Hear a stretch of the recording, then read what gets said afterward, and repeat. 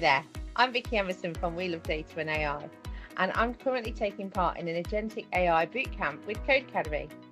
I've currently entered a competition with CodeCademy to show off my AI Agentic Education Architecture. I'm also finishing up a Masters in AI at the University of Hull, and I'm hoping that this is really going to help with my thesis, hence why I'm on the bootcamp, to add to all of the torture. So I'm going to hand over to second me in a second to give you a little tour around what I'm building using Streamlit to just prove out a minimum viable product. I hope you enjoy it. If you've got any questions or ideas, pop them in the chat.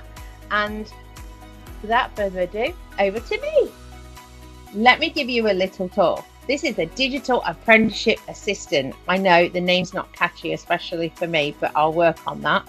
So basically what I've done is I've gone onto Skills England and scraped 15 digital apprenticeship standards as a starter for 10. This is anything from AI leadership units, which have just come out, and things like data engineer, data technician, data analyst. These are all standards that are currently on the Skills England website that are being delivered in training providers across England. Then once I used Playwright to scrape the website because the site relies heavily on JavaScript rendered content. The scraped content has been cleaned and processed, converted into structured text and KSB related information, used to generate approximately 150 different Q&A pairs. And then it's been embedded into the ChromaVector database for semantic retrieval. So basically it goes into the database, and then once the users start asking questions, then it will return information from that vector database. The interface is built on Streamlit, which is super useful in order to deliver minimum viable products, MVPs, straight to your door via GitHub. So within this architecture, there's learning modes, suggested apprentice questions, source citations, which are down here, and also confidence scoring, which we can see here. So if the user goes in and uses the application, they can simply ask questions using the free text, or they can use one of the sample starter questions, which I did earlier, like Blue Peter.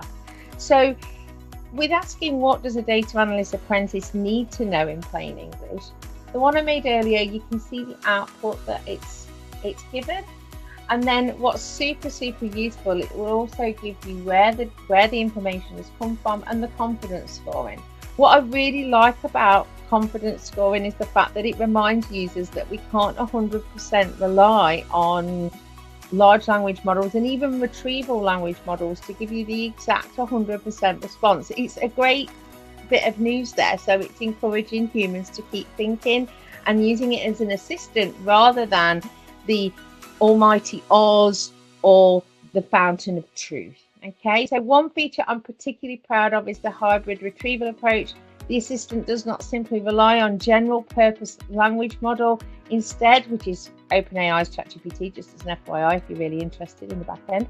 Instead, every question goes through a two-stage retrieval process, not just one, but a two-stage retrieval process. It first searches a curated Q&A dataset using semantic similarity, and then if the confidence is too low, it falls back to the vector search over the original Skills England context. This is important because it helps to ground the responses in the actual apprenticeship standards rather than relying on entirely a model memory. Okay, so the system also shows which standards are used, how the answer was found, and the confidence scores as we've seen earlier. He's just done another one now. I've just asked it another question and you probably didn't even see because you've switched off and fallen asleep. But look, I asked, as a machine learning engineer apprentice, there are what skills you need to develop.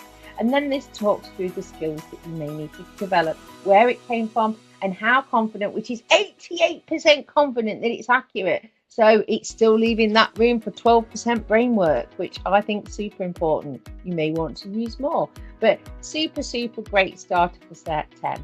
Overall, this competition and project with CodeCademy has helped me gain hands-on experience with web scraping, synthetic dataset generation, embeddings, vector databases, hybrid retrieval, prompt engineering, and full-stack AI application development.